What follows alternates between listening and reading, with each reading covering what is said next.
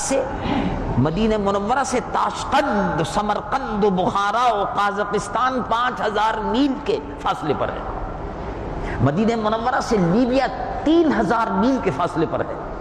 مدینہ منورہ سے دمشق اور سسلی اور قبرص، سائپرس جس کو کہتے ہیں، یہ سارے کے سارے علاقے فتح ہو گئے تھے۔ سیدنا عثمان غنی رضی اللہ عنہ وارضاہ کے زمانے میں بحری جنگ بھی ہوئی تھی، مسلمانوں کا جنگی بیڑا جو تھا اس نے عیسائیوں کو بحیر میڈیٹرینین سی میں شکست دی تھی، وہاں تک پہنچ گیا۔ تو تمام علاقوں میں قرآن پھیلا۔ یہ حضرت عثمان غنی رضی اللہ عنہ وارضاہ کا بڑا عظیم کارنامہ ہے۔ خلیفہ ثالث، تیسرے خلیفہ عثمان رضی اللہ عنہ وارضاہ، جن کے زمانے میں ازبکستان، تاجکستان، کرغیزستان، یہ سارے کے سارے علاقے، افغانستان اور یہ اس کے تمام جتنے بھی ماوراء النہر کے علاقے ہیں، خراسان و بدخشان، یہ سارے کے سارے علاقے حضرت عثمان کے زمانے میں فتح ہوئے۔ رسول اللہ صلی اللہ علیہ وسلم کے یہ عظیم المرتبہ صحابہ دن کے غازی تھے اور رات کے نمازی تھے۔ دن کے غازی تھے، کفر کے خلاف ہر مارکے میں رسول اللہ کے صحابہ آگے رہتے تھے، اور رات کے نمازی بھی تھے، تہجد گزار بھی تھے، اللہ کے محبوب صلی اللہ علیہ وسلم کے دین کے بڑے نمازی تھے۔ ان سے بڑا نمازی کوئی نہیں اور ان سے بڑا غازی بھی کوئی نہیں۔ اب صرف نمازیں رہ گئی ہیں، غازی نہیں ہے۔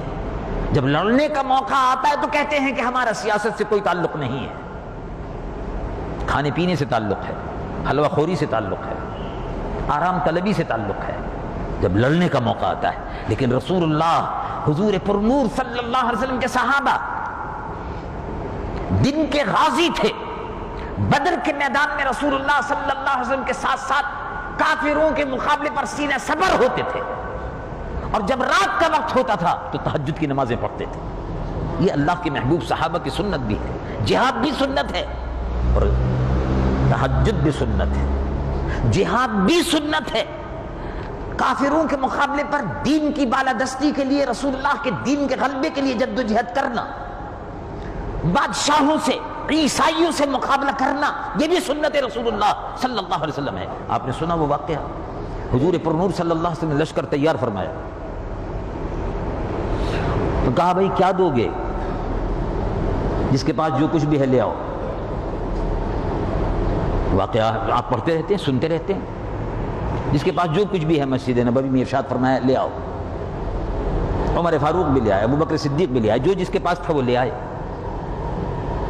حضرت عثمان غنی رضی اللہ عنہ وارضاہ نے چندے میں 1000 غازیوں کا فوجی ساز و سامان دیا، تلواریں اور نیزے، اونٹ اور گھوڑے، کہ میں 1000 غازیوں کے لیے، 1000 مجاہدین کے لیے گھوڑے، اونٹ، تلواریں، نیزے، بلے، ان کے جہاد کا تمام سامان میں اپنی طرف سے یا رسول اللہ خدمت میں پیش کرتا ہوں۔ حضرت عثمان غنی بڑے مالدار تھے، سبحان اللہ، بہت بڑی بات ہے، بہت بڑی بات ہے۔ 1000 آدمیوں کو مسلح کر کے اسلام کے دشمنوں کے خلاف روانہ کرنا۔ حضرت عثمان نے یہ نہیں کہا کہ یا رسول اللہ یہ تو سارا سیاسی کام ہے، اس میں کاہیں کو چندہ دینا، مسجد بنانے کے لیے چندہ دے دو، ختم شریف کے لیے چندہ دے دو، 11ویں شریف کے لیے چندہ دے دو، دیگ پکوانے کے لیے چندہ دے دو، غازیوں کو چندہ مت دو۔ نہیں، وہ بھی کرو یہ بھی کرو۔ 11ویں شریف بھی ہوگی، 12ویں شریف بھی ہوگی، 6 شریف بھی ہوگی، اور جب موقع پڑے گا تو تلوار لے کے عیسائیوں کے خلاف جہاد بھی ہوگا، ہندوؤں کے خلاف جہاد بھی ہوگا، یہودیوں کے خلاف سازشوں کے خلاف جہاد بھی ہوگا۔ دونوں ہی کام ساتھ ساتھ چل رہے تھے، دونوں ہی کام ساتھ ساتھ چل رہے تھے۔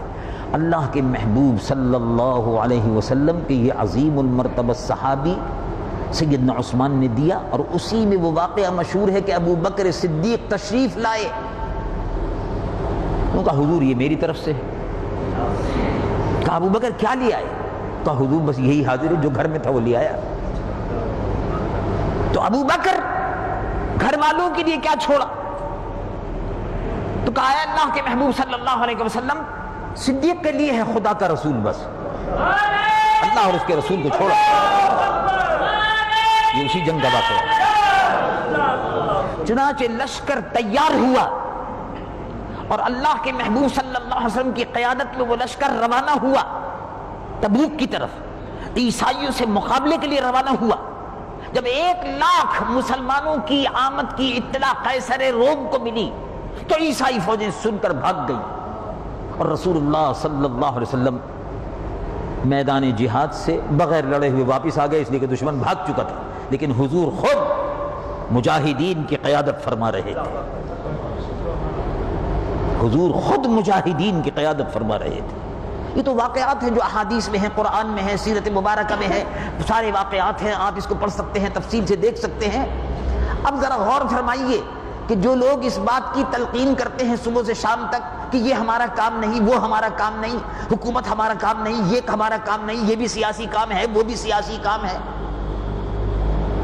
دین کو انہوں نے، اسلام کو انہوں نے مسجدوں میں محدود کر دیا، اسلام کو مسجد میں محدود کر دیا۔ اسلام مسجد میں بھی ہے، اسلام مسجد میں بھی ہے، اسلام سڑکوں پر بھی ہے، اسلام بازاروں میں بھی ہے، اسلام ایوان حکومت میں بھی ہے۔ اگر اسلام ایوان حکومت میں نہیں ہوگا تو آگے چل کر وہ وقت بھی آ سکتا ہے کہ پھر مسجدوں میں بھی نہیں رہے گا۔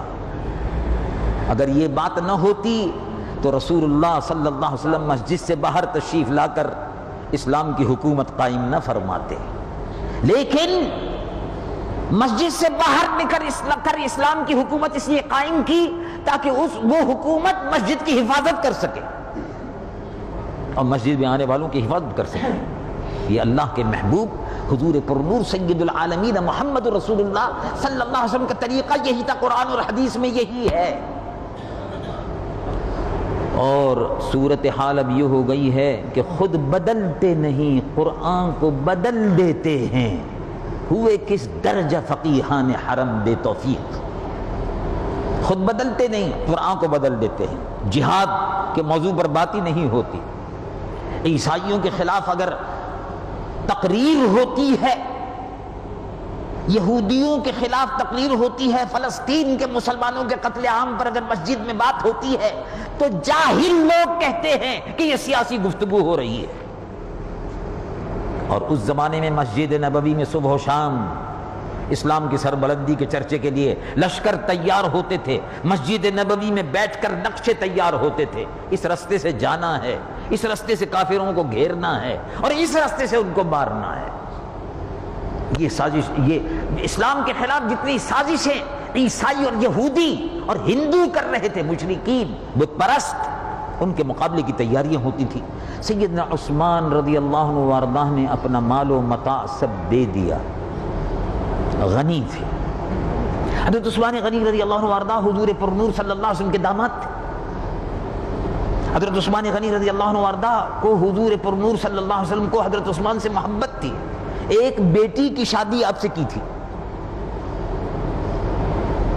جو حضرت بی بی سیدہ خاتون جنت فاطمہ الزہرا سے بڑی تھی، ان کی شادی کر دی، ان کا انتقال ہو گیا۔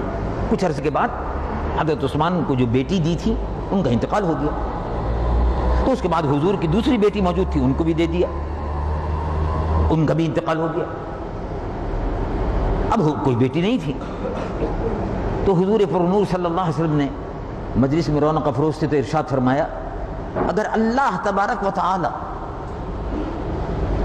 مجھ کو 40 بیٹیاں دیتا، وہ انتقال کر جاتی، ایک کر جاتی، دوسری کر جاتی، تو ہر بیٹی کو عثمان کے نکاح میں دیتا چلا جاتا۔ حضرت عثمان کا لقب تھا ذی النورین، دو نور والے۔ حضرت عثمان کا لقب تھا ذی النورین، دو نور والے، یعنی رسول اللہ کی ایک بیٹی، پھر دوسری بیٹی، دو بیٹیاں جس کے نکاح میں ہوں، دو بیٹیاں جس کے نکاح میں رہی ہوں، وہ دو نور والے ہو گئے۔ اور جو بیٹیوں کے باپ تھے وہ کتنے نور والے ہوں گے، ذرا غور تو فرمائیے جی، وہ تو نور علی نور تھے، ان کے صدقے میں یہ سارے نور تھے جی، ان کے صدقے میں کل گھرانہ نور کا، رسول اللہ صلی اللہ علیہ وسلم کا گھرانہ۔ حضرت امیر المومنین سیدنا عثمان رضی اللہ عنہ وارضہ کو حضور سے بڑی محبت تھی، مال بھی قربان کا حکم ہوا، مال دے دیا۔ مدینہ منورہ شریف میں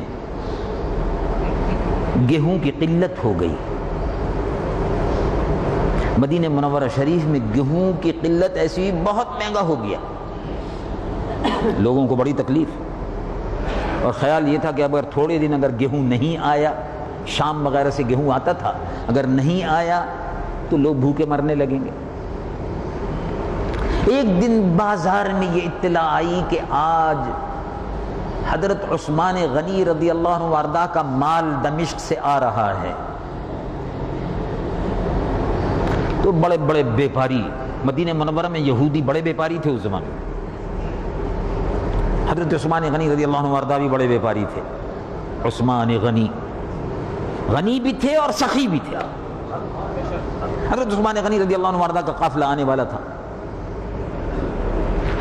بیپاری جو تھے بڑے بڑے وہ جمع ہو گئے، کہنے لگے ہمارا قافلہ تو نہیں آ رہا، اس کا حضرت عثمان کا قافلہ آ رہا ہے، اطلاع یہی ہے، چلو ان کے پاس چلتے ان سے ہی گیہوں خرید لیں گے. انہوں نے کہا صاحب آپ بولیے، ہم دام دیتے ہیں، آپ کتنے پیسے مانگتے ہیں فی بوری بتائیے گا. آپ نے مجھے کیا سودا کرنا چاہتے ہوں؟ کہا ان کا بھائی سودا ہو چکا. اچھا صاحب کس نے خرید لیا؟ ہم نے سنا ہے بہت سارا سامان. کہا وہ 1000 کے قریب غلے سے لدے ہوئے اونٹ شام سے میرے آ رہے ہیں، سودا ہو گیا. صاحب ہم بیپاری لوگ ہیں، ہم میں سے تو کسی نے نہیں لیا. غلے کے جتنے بھی بڑے بڑے بیپاری ہیں منڈی کے وہ سب یہاں موجود ہیں، کس نے سودا کیا؟ میں کر لیا، سودا ہو گیا، بتا دیں گے بعد میں، آنے دو، سودا ہو گیا، آپ کو زحمت کرنے کی ضرورت نہیں.